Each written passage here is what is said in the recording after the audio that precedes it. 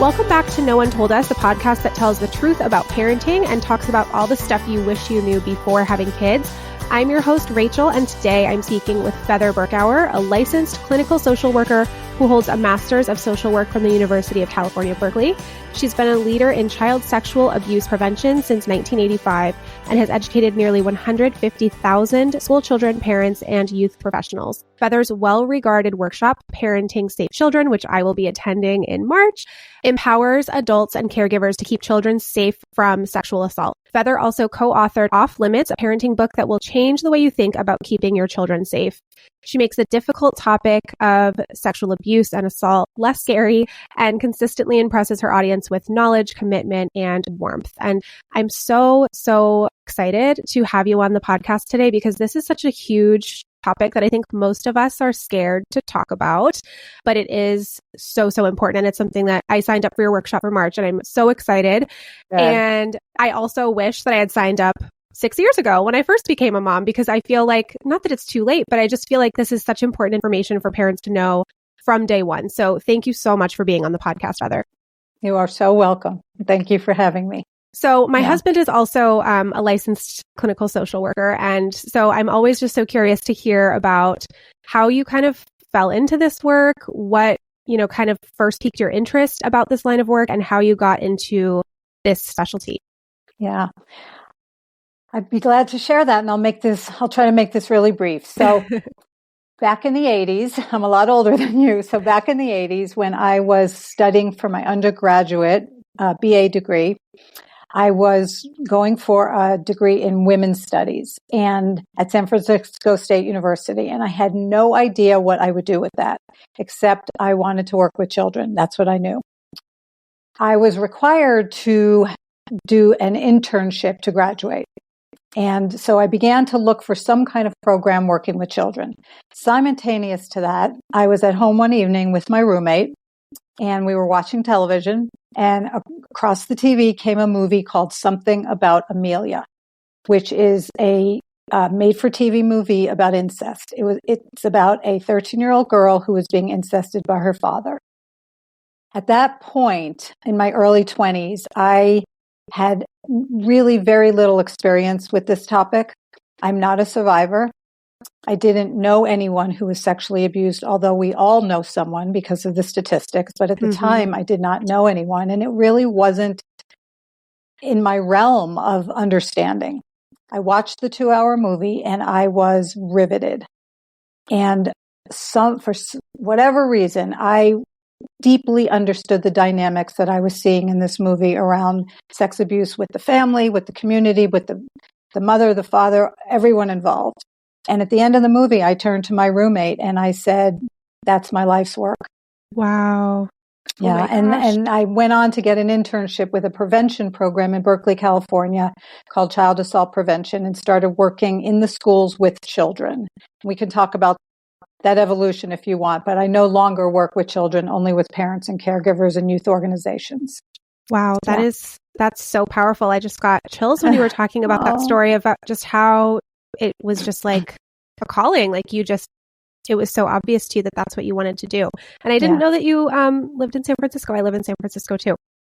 Yeah. So you just mentioned this idea of everybody knows someone because the statistics are so high. Can you share a little bit about what those statistics are and why is it something that is so prevalent but so under talked about? Yeah. So it depends on what study you read, Rachel, and the researcher you're looking at. But generally, the statistics tell us about 1 in 10 children will be sexually abused by the time they're 18 years old. Some studies say 1 in 4 girls and 1 in 6 boys. Really, it depends on the studies. But those numbers are really those numbers are not accurate because most children don't tell when they're sexually abused. Right. So those are the reported statistics. Those are kids who tell or adults who report as adults when research is being done. Really more like half the population has experienced some type of sexual abuse. And that includes boys as well as girls when they're children. Wow. Yeah. I'm just thinking about, I have 2 school-aged kids, and so I'm thinking about their classes of 20. Exactly. And how many kids that is. That is a really huge, scary number. So who's responsible for protecting our kids and how can we protect them? Because I think people assume that they'll be safe with certain types of caregivers or with certain people in our lives. And sadly, that's not the case. So how do we as parents protect our kids? And then how do we kind of expand that into our broader network? Because we can't be around our kids 24/7. No, you can't. As much as parents say, I don't need this education because I'm always with my children. That's something that I hear so often. And that comes from discomfort. You asked a minute ago, why is this so hard to talk about? It's because it's so uncomfortable. And what I always ask, and you'll hear this in the workshop when you come in March, is are you willing to feel a little uncomfortable so your children never have to?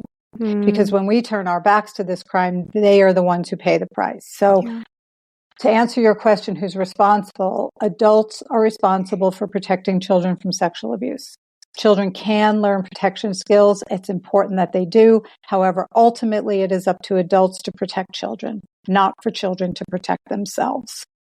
And we can do this. You know, you asked, how can parents protect their children? What can you be doing? There's so many things. And in this short time we have together, I think I'll just explain this concept that I teach, which is called the prevention team.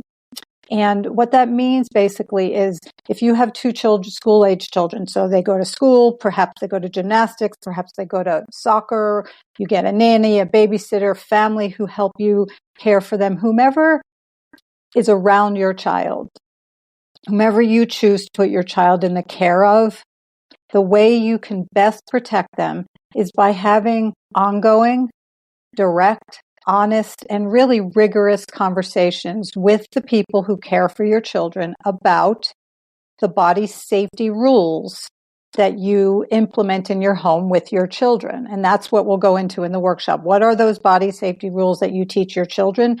Which I said a minute ago that adults are responsible, not children. Children still need some of those boundaries. But really, how we best protect children is by then you telling the nanny what the body safety boundaries and rules are, and you sharing with the school teacher, my child doesn't keep secrets.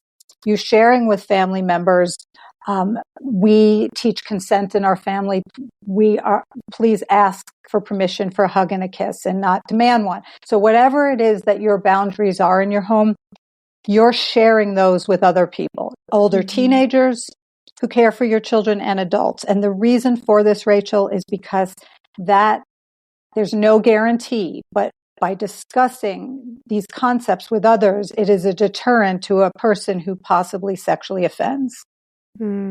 So for instance, if you're interviewing a potential babysitter and you're talking about the fact that your child already had dessert tonight and doesn't need another bowl of ice cream, and she had a bath, or you want the person to give a bath, but your child goes to bed at this time, or whatever you're weaving in about the rules and the boundaries, that you're including topics like secrets and surprises and touching rules and social media, if your children are old enough, and screen time, whatever it is that's important to you, but you're including body safety information. You're raising the level of conversation to include sex abuse. You don't have to call it sex abuse. You can call it body safety. If that person sitting across from you has a sexual behavior problem with children, and you've discussed these topics before you hire, not just how much they charge and when are they available, what do you think, Rachel, that person just might do? Do you have any guesses? They would probably look for easier prey. They'd probably be like, no, thanks. I don't want this job anymore. Exactly. You know too much. You're on to me. Yeah. Yep. And I can't promise that, but that's what I learn when I meet with people who sexually abuse children. So to answer your question, this is the best method that we have to prevent this, by learning about the problem, teaching kids some skills, but mostly speaking about it with the caregivers in your life, and reminding yourself daily with your children that the denial and turning away from this won't happen or that person couldn't do this is an opening. So it's really staying on top of it.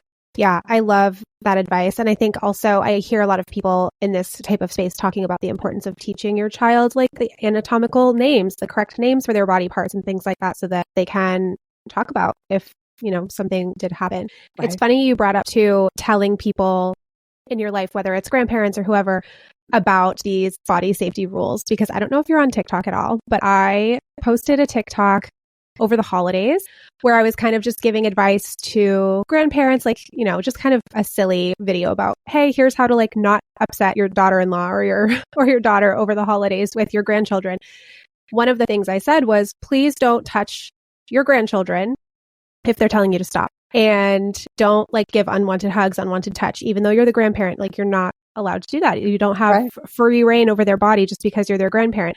People got really mad and really offended by that. And a lot of the grandparents thought it was way too far. That was a ridiculous boundary to set. They really just did not understand how important that is. How would you recommend explaining it to someone like that who's so resistant to following that boundary? Or would you just say, okay, we're just not going to be able to be around you then if you can't follow these body safety rules? Well, that's a personal decision how you handle it, like cutting off contact or educating. But you have an opportunity to educate the person here. And I promise you at the end of March, when you come to the workshop, we will be doing a role play. That amazing. Exact role play. We will be playing it out. You'll be doing it with other participants. And so here's the deal. I promise you, when a grandparent comes from that perspective and then they learn this information and come to this workshop, there is a total shift. So grandparents can come too. All the time. Oh, that's great. Anyone can come. Your pediatricians, your school teachers, your friends, anyone can come. Yes. Okay, and grandparents often come, nannies, babysitters. So here's the thing about your question. Your children are not responsible for managing the feelings of other people. Mm-hmm. Okay. So the boundary is a child, or the body safety rule, that no one is allowed to kiss or hug them without permission, without consent. And they don't kiss and hug other people without consent either. Mm-hmm. So if you ask a family member, not to respect your child's yes or no, whatever it is, if the grandparent says, can I have a kiss? May I have a kiss? That's the language versus give me a kiss or give me a hug. Mm-hmm. May I have one? And if the child says no, hopefully they get to practice that no with a safe adult, then it's to be respected. Mm-hmm. But you're asking, how do you deal with the grandparent who disagrees with that? I think the best you can do is explain the why behind it. Because you're not trying to alienate family, you're trying to invite them onto this prevention team and to connect and be close with them. So let's assume grandma and grandpa don't want your child to be hurt. Okay, they want your child to be safe. So a simple explanation can be something like, hey, mom, this consent issue about, Lily getting permission to say yes or no to a hug, this is not about you. This is about giving Lily the permission to practice saying no with you, her safe grandma, in case she's ever in a situation where she's not safe. But if you demand the hug and you demand the kiss and you think this is ridiculous, how in the world would she ever try to resist if it were someone else that was unsafe?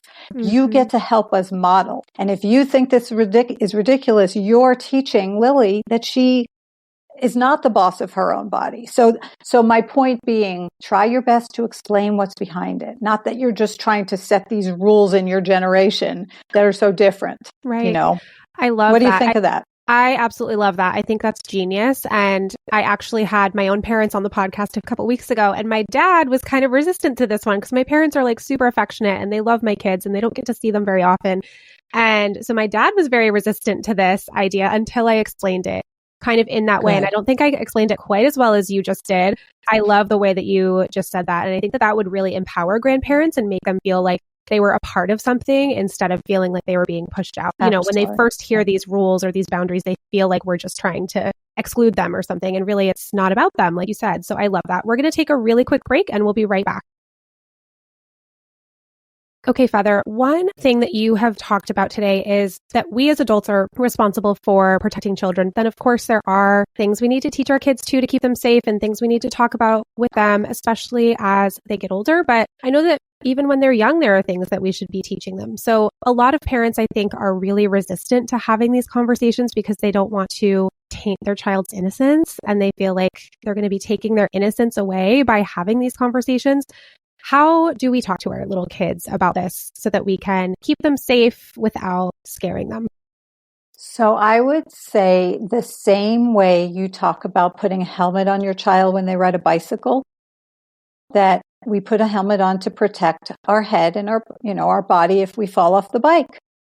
And we put a seatbelt on the car in case the car bumps another car. And that will probably not happen, but we wear a seatbelt just in case. And we don't run around a swimming pool so we don't slip on the water that's outside the pool. So you approach body safety the same way you do any other safety issue, running in the street, driving on snow or ice when it's teenagers, whatever the example might be for the age of the child. And so we don't use fear tactics. It's not about terrifying a child with, one example of this is when parents teach about strangers, which I don't at all, but is to tell a child, don't go with a stranger or they'll put you in their trunk and I'll never see you again. That's not the way we approach this. So I suggest start at infancy. It's never too late. You have school-age children. It is not too late. Mm-hmm. But parents do say often, I wish I would have learned this and come to this workshop when my child was an infant. But you can start in infancy by using correct terminology for genitals when you're changing diapers, when you're bathing your child, calling their genitals the correct names. You can teach body safety at bath time, handing your child the washcloth and letting them know that they can clean their ears and they can clean inside their belly button and their spine and their vagina and vulva, and then you weave in the correct words. Mm-hmm. You can teach body safety at opportune times in life, like birthdays, and Mother's Day is coming up, and Father's Day, and holiday, the winter holidays, where you're talking about secrets versus surprises. So often, Rachel, the thought of sex abuse prevention with children education is so scary to people. But when you break it down, it's really about these topics that most parents really want to learn about, when they hear it that way. And one other piece of it is sexual development in children. When your children start to ask questions about bodies, some children will never ask. So I do think it's a parent's responsibility to be proactive and teach. But the whole issue around sexual development, you do it as those topics come up throughout life. So that's what I would say. Weave these topics in just like you do other safety measures. I mean, how often do you remind your children to put their seatbelt on? Yeah, and I love that. That's a lot less intimidating than feeling like you have to have this big, serious sit-down conversation with your kids and think of what to say. Like you said, weave it into your normal conversations and talk about it in just a very matter-of-fact way that seems a lot less scary and a lot less intimidating to everyone, probably, right? Your 2-year-old should know that they're the boss of their body. And if they're marching around in the world, I'm the boss of my body, I'm in charge of my body, they may not even understand what that means, but that voice decreases their vulnerability. What are some things that increase vulnerability or increase risk? Good question. I'm going to answer this without blame on any parent. Okay. Mm-hmm. But what I know, what we all know in this field, what I've learned sitting with people who sexually offend, which I've done quite a bit, is the biggest barriers and what increase vulnerability are discomfort, meaning you're so uncomfortable that you turn away and you do not want to learn this. Mm-hmm. I don't need this. I don't want to feel paranoid. This won't happen to my child. So the discomfort, which leads to denial. Denial is what a person who offends needs, and it is their best friend. And discomfort is what they are counting on. And your children are counting on you to push through that. Those are the two most common vulnerabilities, I would say, opportunity and access. Mm-hmm. That's what increases vulnerability, allowing children to be in certain situations without screening what those are. Sending children on play dates and sleepovers, or having children in your home without having conversations with the other caregivers. about what the matching expectations, those kinds of things. Yeah. And the sleepover topic is another big one in the parenting world, especially on TikTok. There's a lot of videos going around about that right now. And people having this debate of should kids be allowed to go to sleepovers? Should they not? And it's very interesting because a lot of adults are coming on and kind of telling their story like, no, this is what happened to me at a sleepover as a child. And that's why I will never allow a sleepover. Just think that that's really interesting that you brought that up. And that you also brought up earlier the idea of not teaching kids about strangers. Can you expand on that a little bit? Sure. I mean, I'm not saying don't teach them about strangers. I'm saying I don't include that in my work. The reality of a child being, the reality of children being kidnapped by strangers, yes, it happens. We know it has, and it does, and it has. And it's horrific. And for the parent who has a child who that has experienced that, all of our love goes to them, right? But it is rare. When we're talking about child sex abuse, almost always the perpetrator is either another child who we don't call perpetrators. I just want to make that clear. But up to 40% of child sex abuse happens with peers and with siblings. Okay, Really? So siblings, sexual abuse, and peers. And almost all of the time, it's someone the child knows, loves, and trusts, which is you also who knows that person. Yeah. And that's why I don't include it, is that I'm not saying you shouldn't teach your children about quote unquote strangers, but young children do not grasp the concept of a stranger. Mm-hmm. A stranger is a monster in their head. It's it's the myth. And so the reality, if you say, don't go with a stranger, and a person they don't know walks up and says, Mommy had an accident, come with me, your child will probably go. The studies show that. So I prefer to focus on really how this crime works with children, which is on play dates and sleepovers and in your own family and in their school and gymnastics and church and, all the places where children gather. That is the reality. Yeah, I think that's a really important thing for parents to just be aware of too, because I grew up like in, the 90s and with, Oprah and all those shows that used to talk about all those very sensationalized, kidnapping stories and things like that. So my mom would always have those talks with us about, if somebody comes and tells you that they need you to come with them, like you have to give them a password or like you have to do all this stuff. And I feel like there was so much emphasis on this stranger danger thing that would probably never happen. And then there was almost nothing on what to do if, your uncle is acting weird or telling you to do something that makes you uncomfortable or, things like that. We're going to take one more quick break and then we will be right back. So Feather, before we wrap up, it's, so hard to imagine this happening. And I'm sure that many people listening had this happen to them as children or have even been through it with their own child. What are some of the signs that we can look for in our kids for when abuse has already happened? Are there things that we should be looking out for? You talk so much about prevention, which is so key. And I'm so glad that you do this work. And sometimes it's not possible for us to prevent it. So how can we know when it's happened and what should we do when we suspect abuse has occurred? Yeah, great question. So first I'll say that not all children show signs. Okay, so we can't be guaranteed that there will be overt, obvious signs. Very often there are. And when there are signs, I would say the biggest sign you would probably see is some drastic change of behavior if you're going to see the signs. You know your child best. You know their affect. You know what developmental stage they're in.